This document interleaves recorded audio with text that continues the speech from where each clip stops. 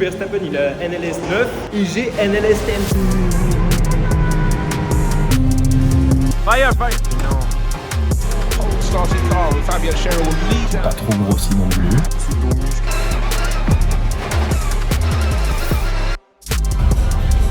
Porsche, Sir Flashing and Doran Boccolacci finishes the 2025 season in style. Falcon Motorsport first. Salut les minots, bienvenue sur cette nouvelle vidéo sur Boko TV, nouveau vlog. On est sur un circuit, on est sur le Nürburgring. On va faire la boucle nord, la Nordschleife. Ça va être exceptionnel, c'est la dernière course de la saison ici sur le championnat NLS. Donc c'est le championnat qui fait toutes les courses ici sur le circuit du Nürburgring, la Nordschleife. Et ouais, faut passer l'aspirateur au moment où je tourne la vidéo. Nous, on ne fait pas tout le championnat, on a fait que quelques courses au début de saison pour préparer justement les 24 heures du Nürburgring. Et là, c'est la dernière course de la saison. Normalement, c'est la course où il fait le plus frais, plus froid. Aujourd'hui, il ne pleut pas. Normalement, il devrait faire nuageux demain, après-demain. Donc pour ceux qui ont un petit peu suivi Max Verstappen ces derniers temps, il a fait une course ici sur le circuit du Nürburgring, la Nordschleife, en GT3. Donc il a fait NLS, il me semble, 7 et 8, justement avec une GT4 Cayman. Et il a fait NLS 9 avec la Ferrari GT3. D'ailleurs, il a gagné cette course.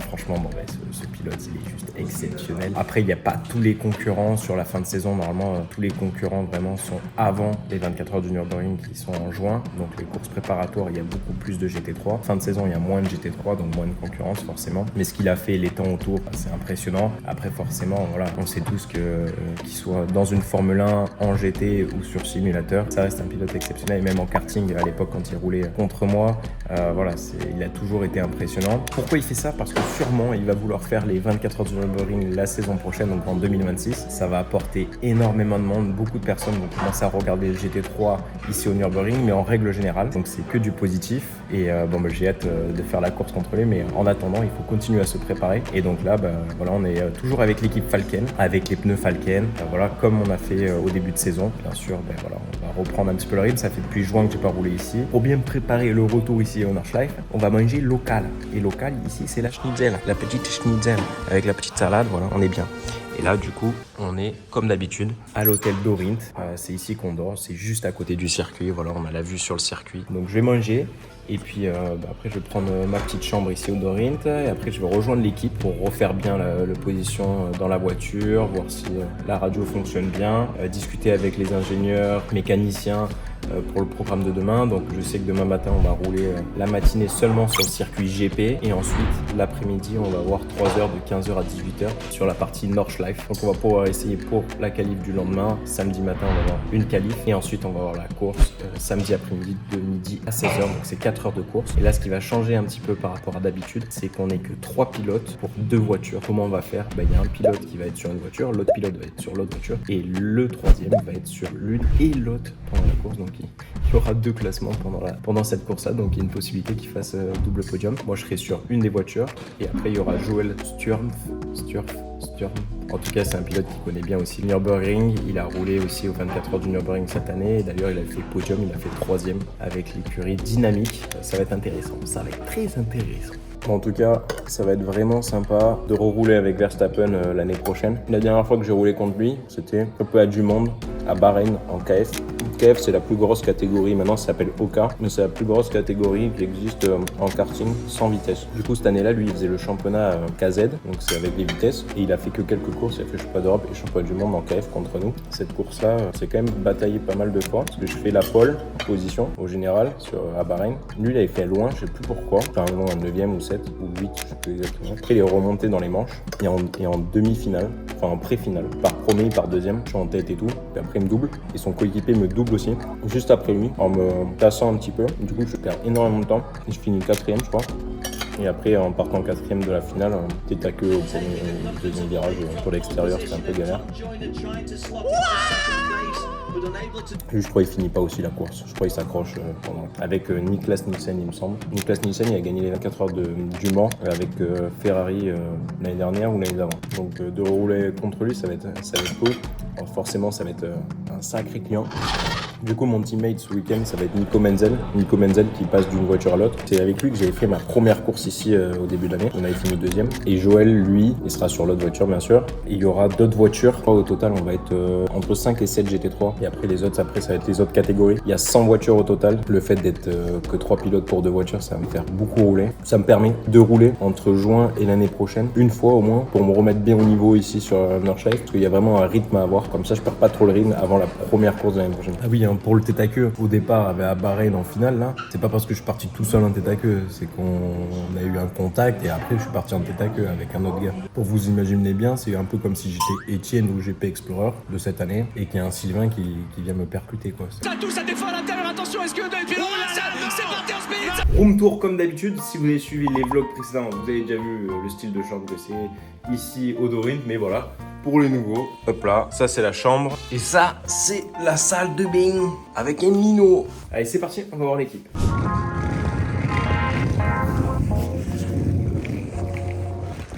Oh, il fait vraiment pas chaud. Là, c'est déjà l'hiver ici. C'est quoi ça? Il y a un nuage, c'est un raz-de-marée énorme tout le long. C'est quoi ça? Je viens de rentrer dans le camion de l'équipe, là, là on pose toutes nos affaires. Joël Sturm. Ok, Nico Menzel, Dorian Boccolacci. Et là, vous avez vu, on a la petite map avec tous les noms, enfin beaucoup de noms de virages. Il n'y a peut-être pas tous les noms, mais beaucoup de noms de virages. Justement, ça, faut les apprendre par cœur. Et surtout avec l'intonation un petit peu allemande. Parce que nous, par exemple, là, on dirait Schwedenskreuz. En fait, ça se dit Schwedenskreuz ou Floxplatz. Tu vois, et là, tu peux pas dire Flugplatz. Là, c'est Floxplatz. Tu vois, ou Hatzenbach. Là, on pourrait dire en français Hatzenbach.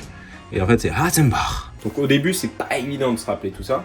Mais à force, du coup, tu commences à vraiment l'apprendre. Et après, ce qui est important, c'est quand tu pilotes, de vraiment savoir quand tu es en train de piloter exactement où tu te situes. Parce que parfois, ils t'annoncent pas un accident à tel endroit, il faut être prêt à un code 60. Code 60, c'est qu'il faut descendre la vitesse à 60 km/h. Avant ça, tu dois faire 120 et 60 km/h. Si tu sais déjà d'avance où ça va être, tu as moins de chances de te faire avoir et de pas voir le drapeau ou quoi, parce que forcément t'es prévenu à l'avance. Et ça on peut le savoir parce que vu qu'on est 2 voitures, si par exemple moi je suis en train de rouler et je commence à recevoir des coups d'eau à cet endroit là, je vais dire à la radio, ils vont le répéter à l'autre voiture, peut-être qui arrive derrière, tu vois, donc c'est pour ça en fait aussi on s'entraide quand on a 2 voitures dans la même équipe. Allez là, on est de retour au bureau. Ça c'est le bureau, voilà, je vous présente mon petit bureau. J'ai remis mon baquet de la dernière fois, des 24, donc nickel, tout va bien, je rentre toujours dedans. Donc ça veut dire que j'ai pas trop grossi non plus. Donc c'est pas une table comme vous pouvez imaginer un bureau, hein, voilà, c'est un peu différent. Mais on a des petits boutons sympathiques, voilà, qu'on peut toucher comme ça, clac, clac, clac. On peut appuyer là-dessus, là-dessus, là-dessus. Là aussi on peut appuyer, là on peut appuyer. Bon allez, on arrête de faire les conneries. Par contre, il faut pas appuyer ici, sinon ça fait le bordel à l'intérieur. Regarde tout ce qu'il y a là. Oh, c'est une usine l'histoire. C'est quoi ça? Tous les câbles qu'il y a, oh, ça me déconne. Il y a plus de câbles là que d'intestins grêles dans mon corps. Ce week-end, je roule avec la caisse numéro 4. Ça, c'est la petite mascotte de la caisse. Voilà. Nico Menzel. Et là, vous allez voir, sur l'autre caisse, donc la numéro 3, il y a aussi Nico Menzel. Donc, s'il est bon, Nico, ce week-end, il nous fait double podium. Ouais, pour différencier les 2 caisses, ici on a les rétros rouges, vous voyez, et l'avant là aussi c'est rouge. Alors que celle-ci, vous voyez, c'est la même couleur. Et en haut, vous voyez, là il y a tous les baquets de tous les autres pilotes. D'ailleurs, j'en profite les minots, on arrive sur la fin de la saison. On prépare déjà la saison 2026. Donc si vous voulez être comme mes partenaires de cette année, Enjoy ou Abril Barrett ou la confrérie du temps, si vous voulez être des partenaires d'exception, vous avez une entreprise et que vous voulez suivre un jeune pilote jusqu'aux 24 heures du Mans, jusqu'à la victoire des 24 heures du Mans, vous pouvez me contacter à contactbocaux@gmail.com. Vous envoyez un mail, l'entreprise, etc. si vous êtes intéressé. Et puis nous, on essaie de faire au mieux pour que les partenaires soient satisfaits de notre collaboration sur la saison et du coup pour la prochaine saison 2026. Et c'est seulement si tu as envie, si tu n'as pas envie de passer des bons moments, de te régaler, si tu n'as pas envie de suivre un minot jusqu'aux 24 heures du Mans, je t'oblige à rien. Mais si tu as envie de mettre un peu de piment, tu te fais un tacos. Vendredi matin, direction le petit déjeuner, mais avant on regarde par la fenêtre parce que c'est un petit peu le rituel ici au Nürburgring. Et comme vous voyez, on ne voit strictement pas le soleil. Voilà. Il fait nuageux, brouillard. On dirait même que c'est un peu mouillé par terre là-bas. Ouais, ça doit être vachement humide, ça a dû mouiller le sol. Forcément, ce matin, ça va être un peu mouillé. Et ça, surtout, c'est pour demain matin. Parce que ce matin, on sera que sur le GP. Donc ça va à la limite. Mais demain matin, on sera aussi sur la Nordschleife. Il y aura bien sûr la qualif. Donc sûrement la qualif, ça sera sur un peu du séchant ou quoi. Donc ça va à prendre en considération. La météo typique ici au Nürburgring, mais là c'est clairement mouillé. Hein. On dirait pas, mais c'est pas juste du brouillard ou quoi. Il y a réellement une toute petite pluie fine, tape dans la tête là, léger. Et ça n'existe pas chez moi, dans le sud. Soit il pleut à bloc, soit il pleut pas. Allez, on rentre dans le tunnel, on passe sous la piste.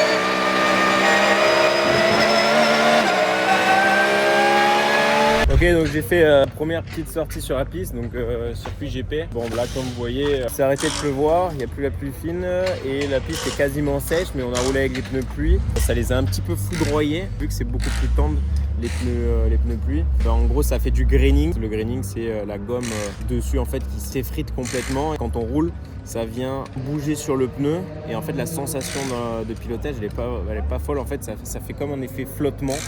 On tourne et ça met du temps à réagir.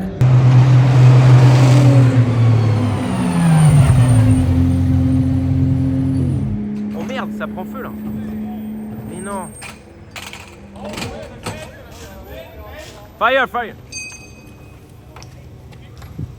Mais non.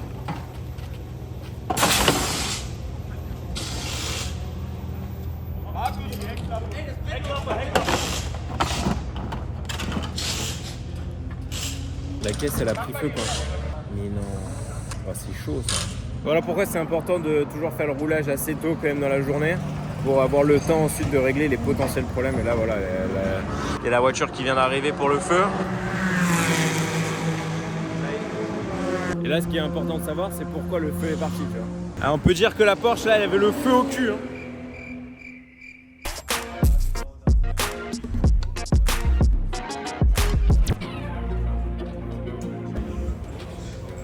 Ça a tout cramé les câbles à l'intérieur. L'équipe là ils vont avoir un peu de boulot pour changer tout ça.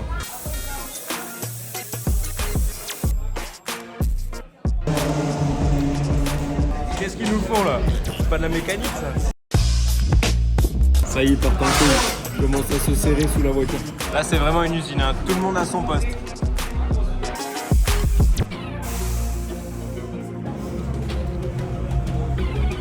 Ah ouais, ils ont vraiment tout démonté. Ils ont tout démonté. Elle s'est fait démonter.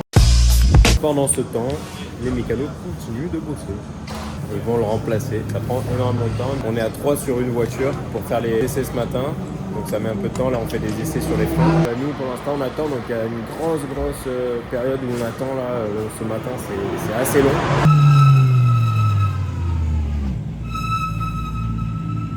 Donc là, l'Audi qu'on a vu, eux, ils roulent aussi en Falken. Là, il est 13h30, ça finit à 14h la session du matin.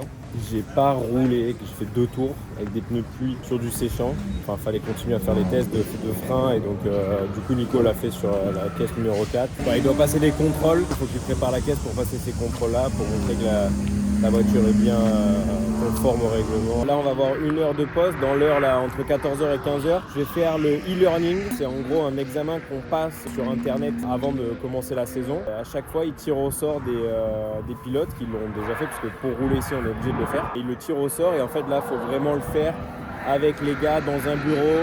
Et en fait, on a 3 chances. Si tu réussis pas dans les 3 chances, tu peux pas rouler après. Donc c'est ultra important de faire 100% parmi ces 3 chances. L'objectif c'est quand même de réussir dès la première fois. Ça veut dire que tu connais bien le règlement, mais si tu loupes les 3 fois, c'est pas ouf. J'ai cet examen à faire là après.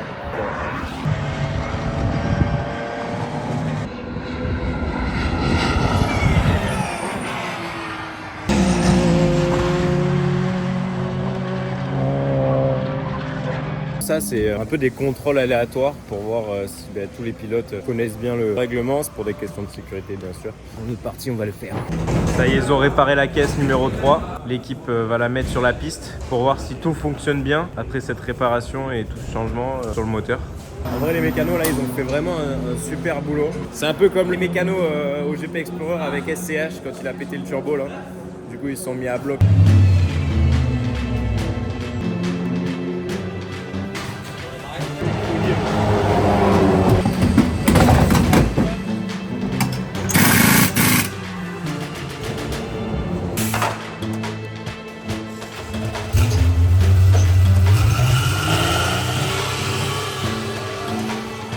J'ai eu les infos des mécanos, ils n'ont pas eu besoin de changer tout le moteur. Oui, ils ont changé les parties, tout le vaisseau électrique et tout, mais pas le moteur en entier, donc ça c'est une bonne chose. Bon, j'ai passé le test, c'est bon, 100%, 10 sur 10 dès le premier essai, donc c'est bon. Je vais pouvoir rouler cet après-midi. Il y a juste une question, j'ai dû la relire plusieurs fois, j'arrive pas trop à comprendre le sens, mais au final j'ai pris mon temps. C'est nickel. Ça c'est dans les bureaux, là vous voyez là, à l'époque c'était vraiment différent. Hein. T'imagines le casque, ça protège quoi ça? Rien du tout avec ses lunettes. À quel moment il s'est dit de mettre ça là, de mettre un bonnet, d'aller protéger la Tesla?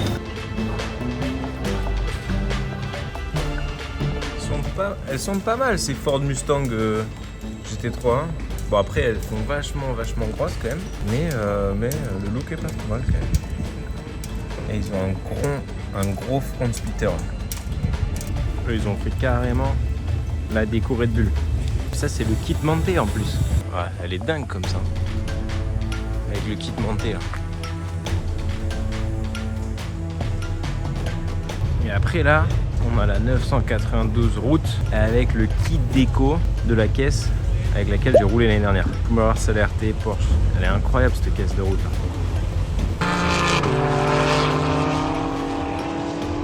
Voilà, donc ça c'est la numéro 3. Donc ça c'est pas ma caisse. Donc là c'est Nico dedans.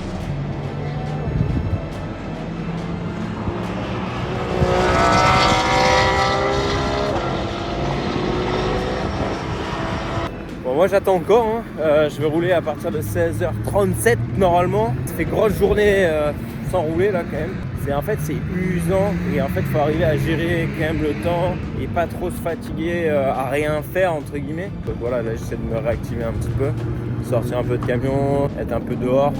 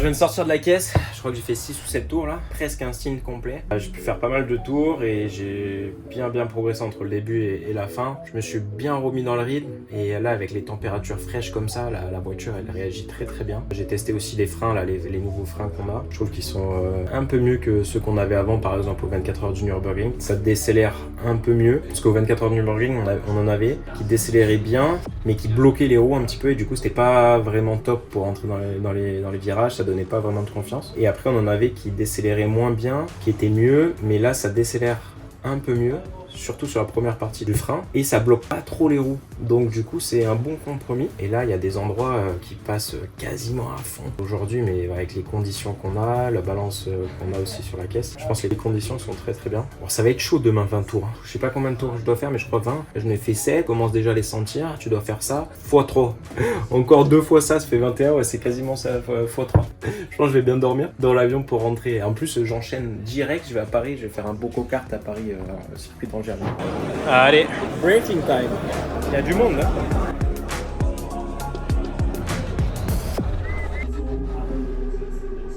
Little kiss, le petit bisou. Allez, après le briefing, bonne nuit ma petite. Sois en forme demain. Allez, qu'on enquille un peu là, qu'on tartine un peu. Les minots, on va aller se coucher. On va regarder la fin d'une petite vidéo YouTube de Squeezie qui réussira à stopper le train. J'aime beaucoup le concept. Bravo Squeezie, qui est un champion. D'ailleurs, j'étais en train de penser, franchement, le casque là, il est vraiment stylé ce casque de cette année là. Donc, je me suis dit que j'allais faire des mini casques et pas en la moitié de ce que j'avais fait sur l'autre casque. Plus petit, comme ça à peu près, et je vais les mettre sur la boutique Bocaux Shop bientôt là. Je suis en train de voir pour les faire là. Donc les minots, restez vifs parce que je vais pas en faire 1000, hein. Je pense que je vais en faire 200. Du coup il n'y en aura que 200. Qu'est-ce que j'ai fait? J'ai filmé du mauvais côté là. Ok, je viens de me réveiller il y a 3 minutes, peut-être dans le cul. Enfin il y a peut-être 3 minutes 50 du coup parce que j'ai tourné la vidéo. Il fait nuit, on va pas trop voir la météo. On va aller se laver. Allez, c'est parti. Bon, le sol est sec, toujours nuageux, mais c'est sec. Donc là ce matin, Nico fait 4 tours en pneu neuf. Moi je reprends après les 4 tours les mêmes pneus. Donc logiquement c'est Nico qui devrait faire le meilleur temps de la qualif. Jamais je peux améliorer parce que on sait jamais, il peut quand même avoir du trafic sur les 4 tours et tout. Et ensuite on a la course. On va essayer de se qualifier bien. Après on n'est pas beaucoup de GT3 donc normalement on devrait pas être trop loin normalement au général. Allez, départ de la qualif dans quelques minutes.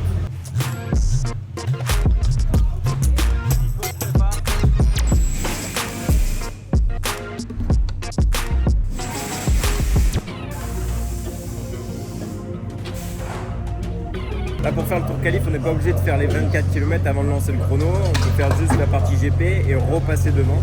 Sauf qu'on est moins lancé, on perd 7-8 dixièmes.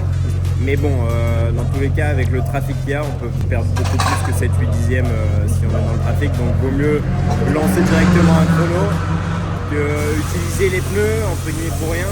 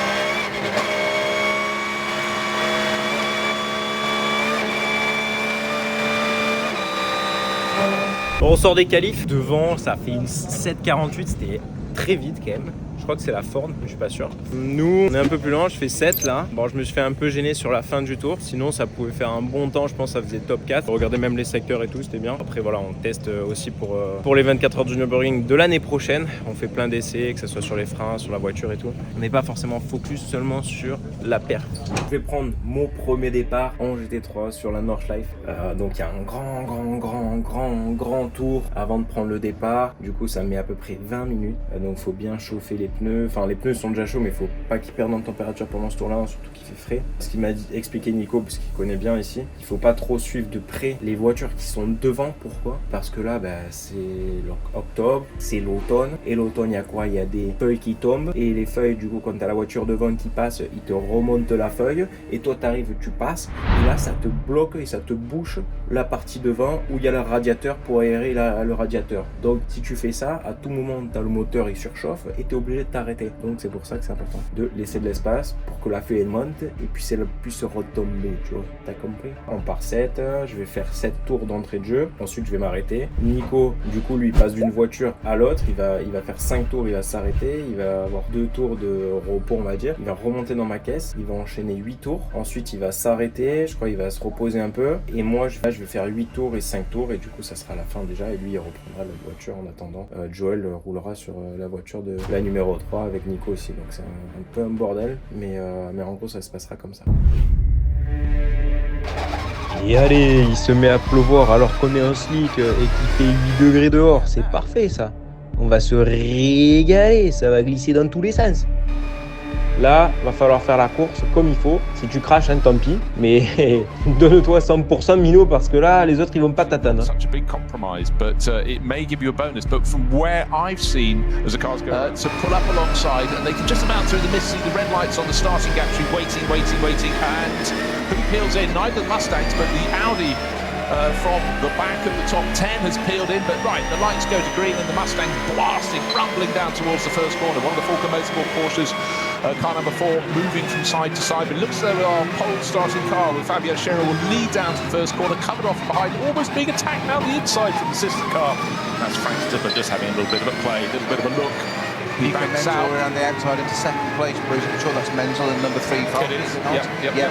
Straight up to second, split the 2 Fords directly, and the other Falcon out into 4th place. Now, Porsche losing, the Mustang losing out a little bit there. It's almost going to drop down to P4 if it doesn't work out. That's the number 6 car. Okay, Frank Stippler. But let's factor in the fact the drivers have all been reporting they can't get any temperature into their tyres, and that's why Frank's being maybe slightly cautious there. And this is a point where you can just risk too much, and Boccolacci trying to go through the cut around the outside. Frank Stippler, Frank gets a wobble, forces the number 4 Porsche up over the curbing, get back to terra firma, and tucked in behind. Tim Shearbar, 9th, he started the race from 10th, but he is a championship challenger. He's 2nd overall in the outright ranking. So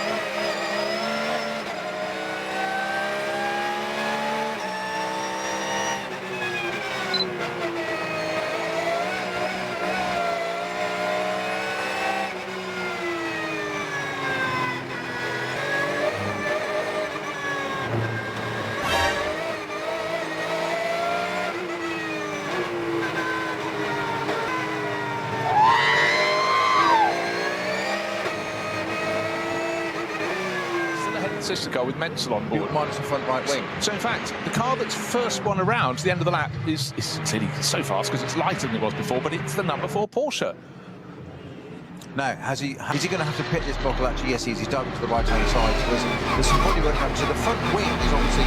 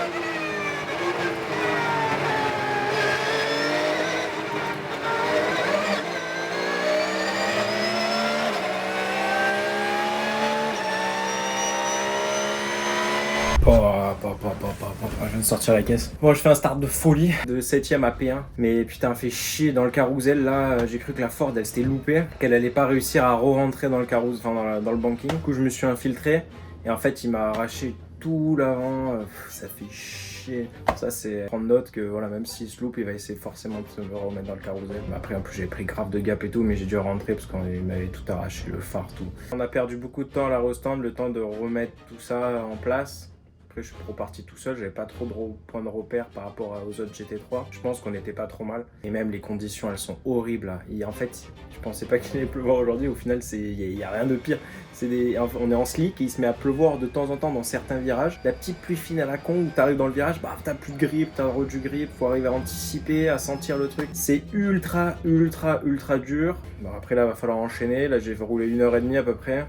Mon coéquipier est reparti là pour faire 8 tours et je pense que je vais finir sur l'heure et demie qui va rester, mais ça va être chaud. Là ça va être soit pluie parce que là il s'est mis à pleuvoir un peu plus, là il est parti en pneu pluie. Je sais même pas quelle position on est. Là va falloir que je récupère bien, je mange et pas trop non plus, mais un petit peu, que je reprenne des forces. L'équipe il m'avait pas mis la bouteille pour boire pendant le relais là, donc j'avais envie de boire depuis un petit moment là, au moins 4-5 tours là. Donc je vais essayer de me réhydrater et je leur ai dit de me mettre absolument la bouteille. Ouais, c'est ultra chaud mon coéquipier là. À Fuchsplat il a failli sortir dès le début là, du coup c'est là où je l'ai dépassé. Et c'était vraiment chaud. Les émotions ils sont au taquet là. C'est de la survie mais en même temps il faut envoyer quoi. Bon, en fait les minots on est P1 et P2. Nous on est P1 avec la numéro 4. Et la deuxième voiture de l'équipe elle est P2. Et on a 1 minute 6 d'avance. Et après derrière 1 minute 40 sur le troisième. Donc là je pense qu'on a bien roulé et je pense qu'il y a les stratégies qui ont bien fonctionné. Et on a eu un peu de chance aussi avec les codes 60. À mon avis on a dû pas en choper alors que les autres ils ont dû en choper. Du coup on a repris du gap. Pourtant on avait perdu pas mal de temps dans l'arrêt au stand. Donc quand je vais retourner sur la piste, j'aurai les pneus pluie. Là j'avais les pneus slick. Donc il va falloir se réadapter un petit peu par rapport à la voiture numéro 3 où là ça va être Joël qui va rester dans la voiture. Du coup bah là ça fait un petit moment qu'il y est, donc il voit bien l'évolution de la piste. Allez, la pause est quasiment finie là, on retourne au charbon, charbonné.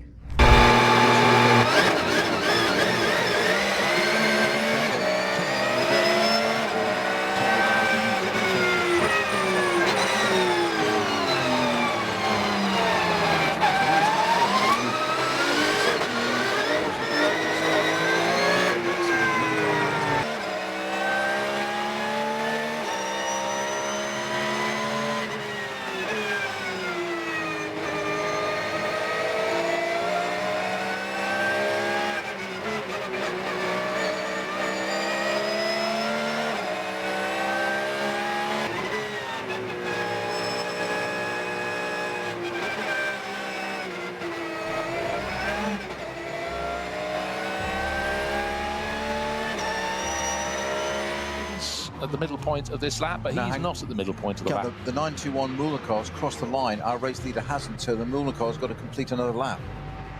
Okay, but he's got ahead of the car that's not completing any more miles, which is 948. So yeah, as long as he doesn't have a problem. Exactly right. Yes. Yeah. As in, it's not over yet. He's in the class lead, but he's in the points and chalice. So the checkered flag falls, the lights are flashing, and Dorian Boccolacci finishes the 2025 season in style for Motorsport first. Oh mes jeux de minot, P1. Attends, est-ce que c'est flou là? Putain, mais c'est quoi ce dos musclé? Oh, sans déconner, oh. Oh, il est allé à la salle le mec. P1. Couronne de laurier. On est content. Et maintenant, on va aller au Boko Kart. Bon, franchement, c'était une course vraiment dure. Les conditions changeantes tout le temps, contact au début, on rentre avant. Mais au final, on finit 1 et 2. Nico, du coup, il fait double podium, enfin premier et deuxième. Du coup, il s'est mis un pied sur P1, un pied sur le P2. L'équipe a fait un super boulot. On finit 5 minutes 50 devant la Ford. C'était top. Je suis content. On a roulé sur du sec avec des petites gouttes de pluie qui mouillaient avec des slicks. C'était chaud. Ensuite, des pneus pluie sur du séchant. Et ensuite, des slicks encore avec du séchant, avec encore de la pluie qui tombait sur la fin. Tu peux perdre 2-3 secondes. T'as 20 et quelques secondes d'avance. Ça fait plaisir cette petite victoire ici sur la Nordschleife pour la dernière course du championnat NLS. Oh, par contre, il y a un moment où c'était chaud de ouf. L'équipe me dit, vas-y, est-ce que tu penses qu'il faut mettre les pneus slick? Parce qu'on était en pluie. Et genre les pneus pluie, c'était en train de s'arracher complet. Genre vraiment, je sentais que la gomme, elle s'arrachait complet en dessous. parce que ça, il y avait une ligne sèche, ça faisait effet bateau comme je vous disais, là, ça tourne, ça met du temps, ça glisse, il n'y a aucun grip et tout. Je dis bah oui, mais après moi je savais pas combien de temps il fallait boxer, est-ce qu'on allait ressortir P1, si le coéquipier faisait la même chose ou pas. Et au final je dis bon mais vas-y go, on rentre maintenant. C'était trop tard, sauf que moi j'allais rentrer, il m'a dit non, reste dehors, les pneus étaient pas encore prêts, on a failli perdre la course là déjà. Et au dernier moment, j'ai braqué, mais là c'était chaud de fou aussi. Ça c'était chaud. Bon, j'ai récupéré le trophée, les minots. NLS Sportswear Trophy Nürburgring 2025. Donc du coup, Verstappen, il a NLS 9 et j'ai NLS 10, le trophée du winner. C'est bon ça. Par contre, ici, je sais pas pourquoi, mais ils donnent toujours le trophée après le podium. Il y a qu'ici qui font ça. J'ai toujours pas compris, mais c'est comme ça. On arrive sur une fin de vidéo, les minots là, je crois. Je vais finir de ranger mes affaires. Tout est trempé, tout est mouillé, il faut que je prenne un sac exprès. Là, c'est le bordel. Là, quand tu ranges les affaires mouillées comme ça, transpi plus champagne. Bon, champagne, c'est bien quand même, mais transpi, tout mouillé et tout. De le mettre dans le sac, c'est pas ouf. En plus, il n'y a pas trop la place parce que je suis parti full. Parce que je vais enchaîner ensuite avec le Boko-Kart Paris là. Demain, je suis déjà au Boko-Kart Paris. Et ensuite, après, j'enchaîne, je pars en Chine pendant 2 semaines. Beijing, la dernière course du championnat. Et après, je dois bosser avec Porsche là-bas. Je dois rester pour une semaine Porsche, un festival. J'ai pas trop compris. Mais voilà, ça va être ça. Donc les minots, si la vidéo vous a plu, je vous laisse bien sûr mettre un pouce bleu. Si vous n'êtes pas déjà abonné, allez vous abonner parce qu'il y a plein d'autres vlogs qui arrivent. Et puis si vous avez des questions, voilà, des choses que vous n'avez pas bien compris, n'hésitez pas à le mettre dans les commentaires. Je me ferai un plaisir de répondre soit en commentaire directement écrit, soit sur la prochaine vidéo. Je vous dis à très vite sur Boko TV. Ciao ciao les minots et merci encore. Let's go.